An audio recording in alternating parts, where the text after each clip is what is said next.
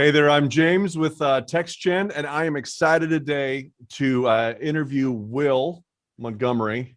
Hey, Will. Hey, James, how you doing? We're, we'd like to call this series, Will, 10 and 10.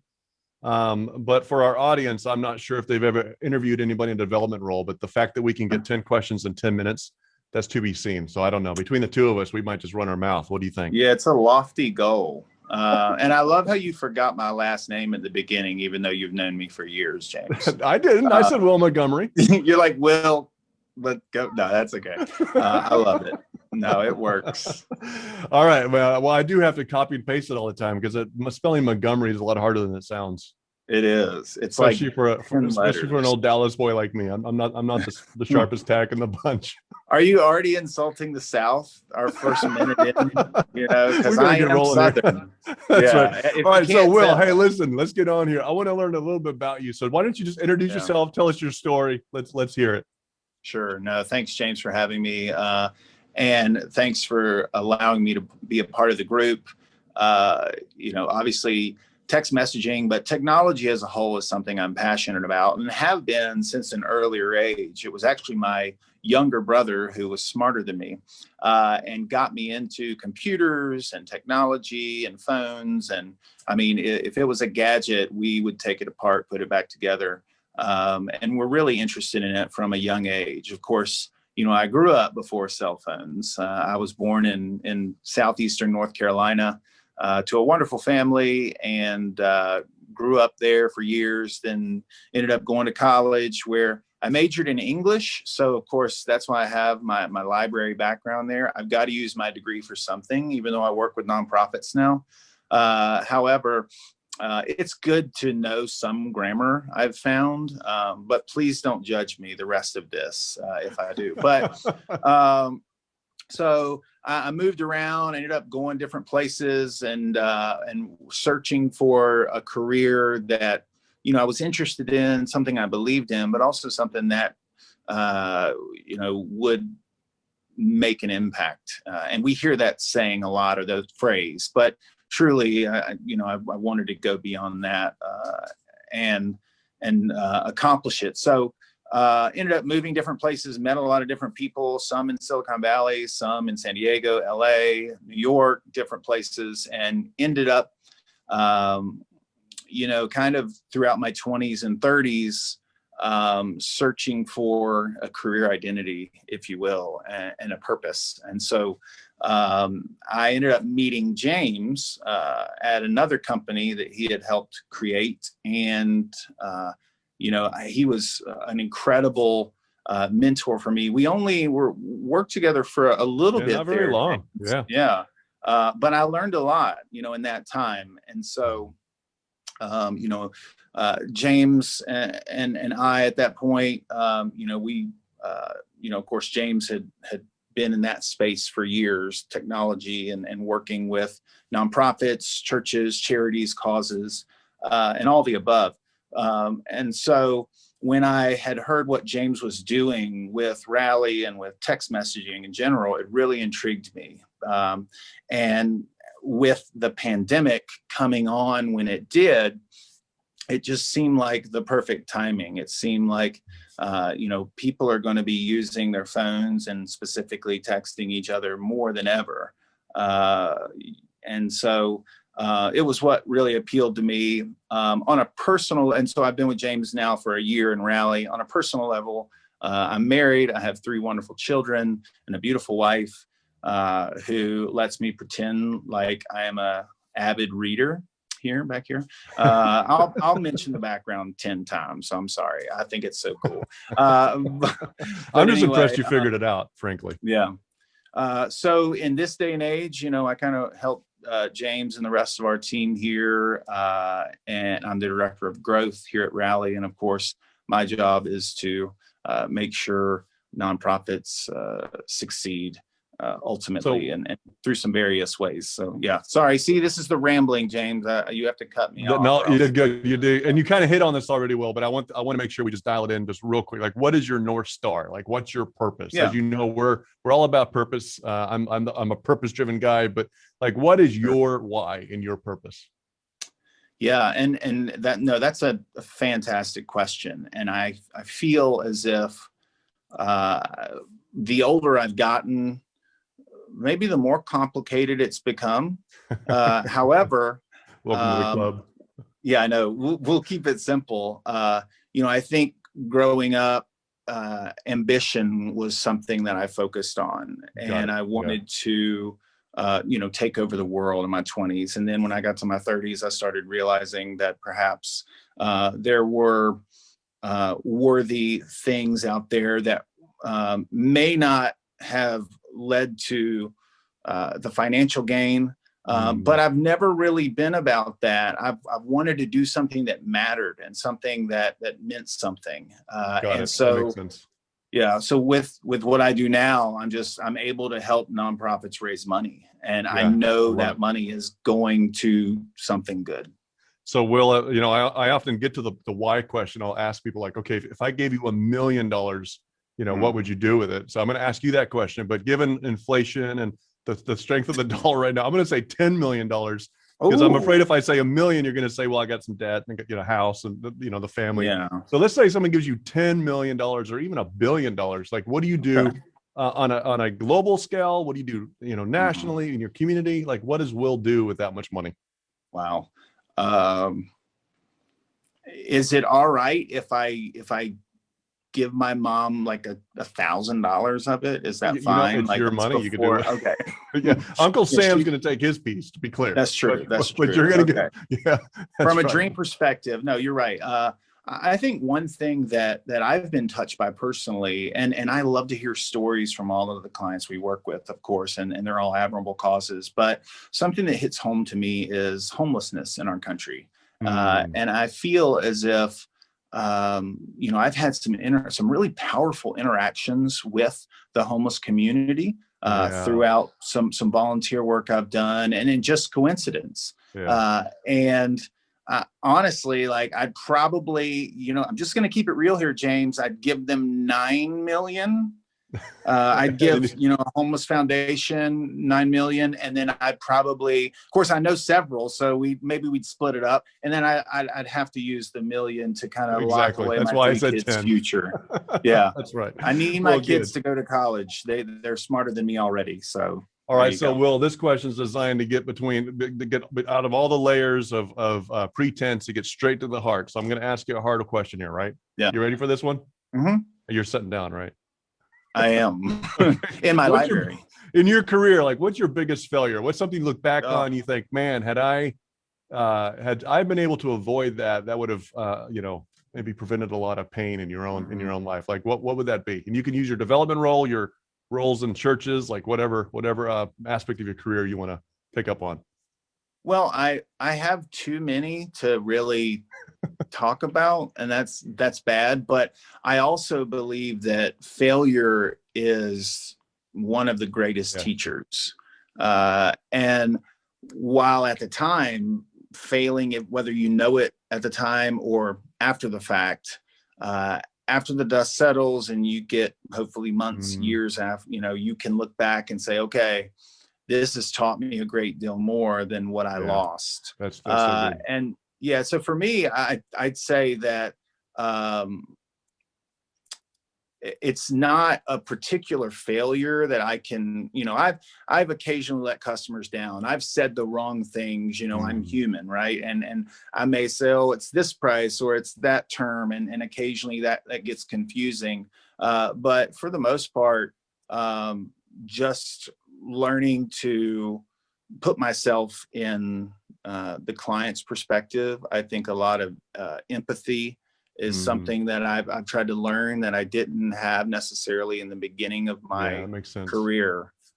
So I'm kind of dodging that question without No, embarrassing you're doing myself, good. but And you also, and I are reading a book together right now because we love, as you mentioned earlier, we're both avid lifelong learners and readers. But the mhm, title of the book, "Sell the Way You Buy," is that what yeah, we had a chance to meet that author, yep, even some coaching group that we're part of. But it yeah, just really hits on empathy. And I think in any development role, whether you're selling products, services, or helping a nonprofit develop funds, hmm, fundraising, it really is about empathy, right? And yeah, understanding and treating people the way you want to be treated.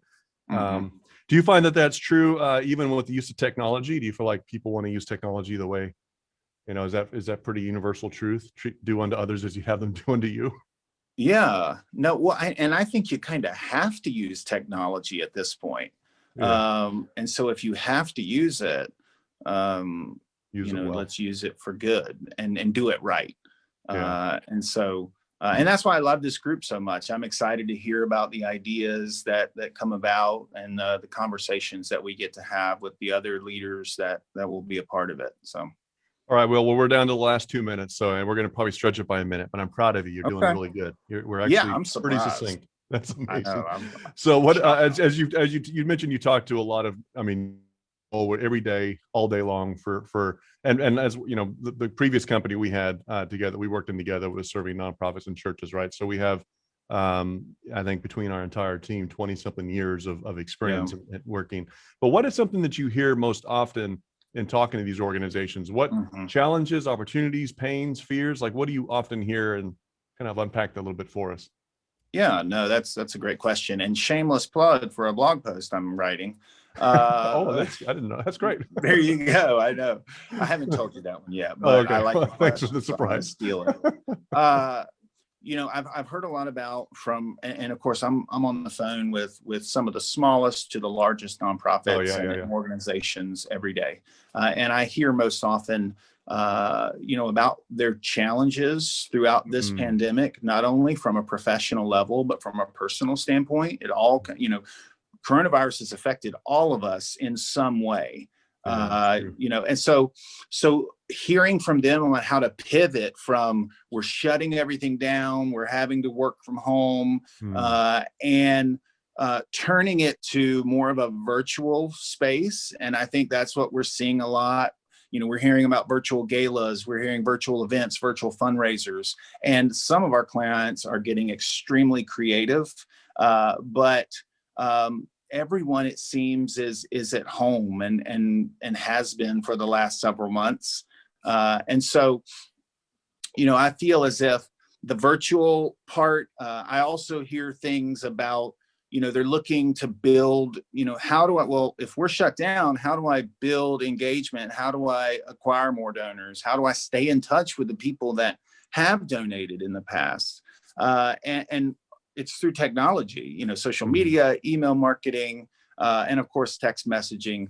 But I would say those are the two main things I've heard, just talking about their donors and staying in touch with the people that care about their organization. And that's important in this time.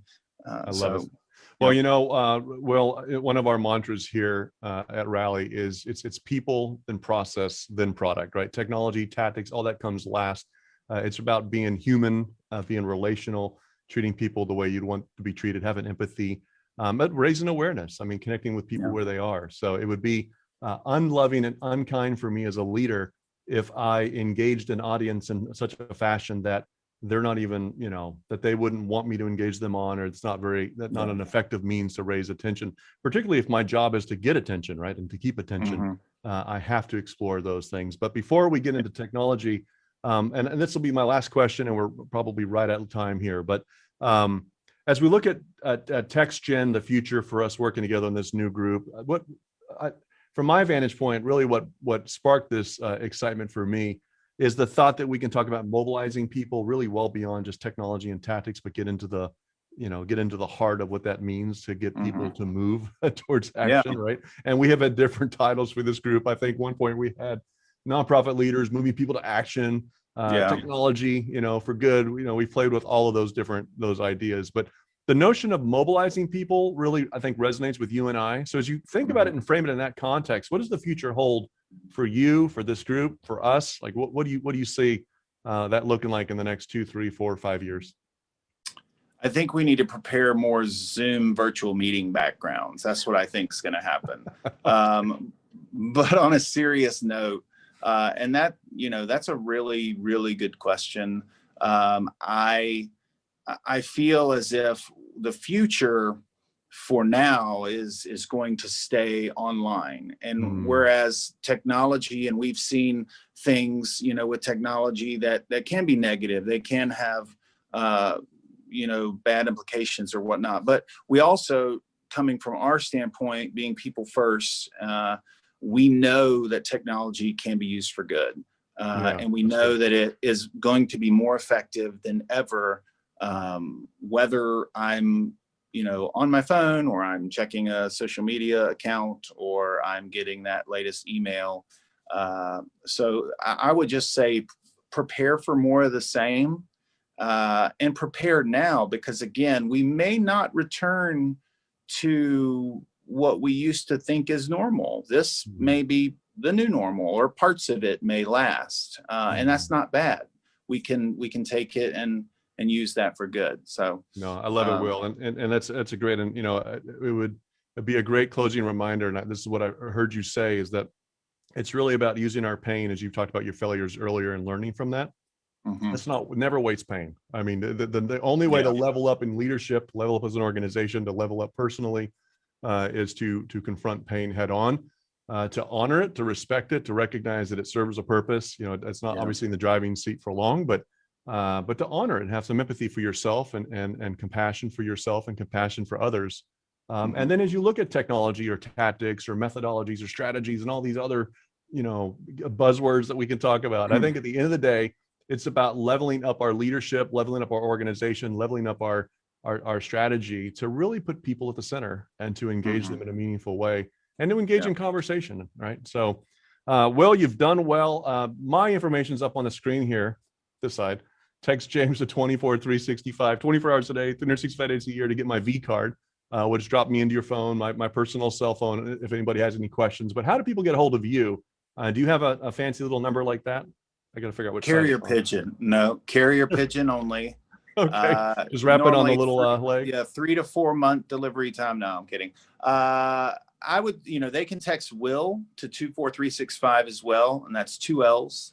So text Will to 24365, and that's the best way to get a hold of me. And of course, all I do is work and change diapers right now, so it works out. I will respond immediately.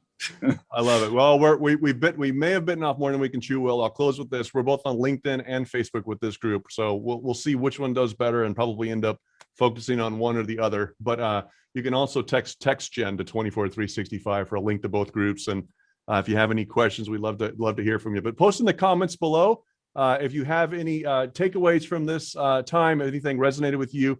If you're interested in jumping on a podcast or a vodcast, is that still a word? Can we still say vodcast? It is, right?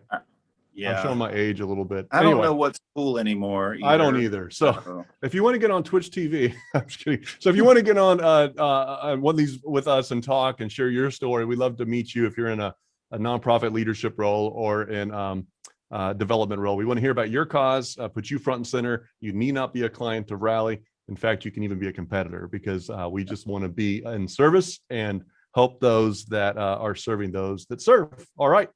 Well, Will, I think that's it. Any closing thoughts before we close this out and roll the credits? No, I think we're good. I'm just going to pick a book back here, if you can see, and get to. No, I'm kidding. I will say that I'm surprised you figured. You're not a very technical guy, so the fact that you figured out the 3D background, or the whatever they call it, virtual background. I guess I'm not technical either. Yeah, texting easy, Zoom hard. That's the way I think of it. So. That's right. All right, Will, always a pleasure, and I will talk to you in a few minutes, because, well, we work together. All right, thanks, James. All right, see you. Bye. All right, see you.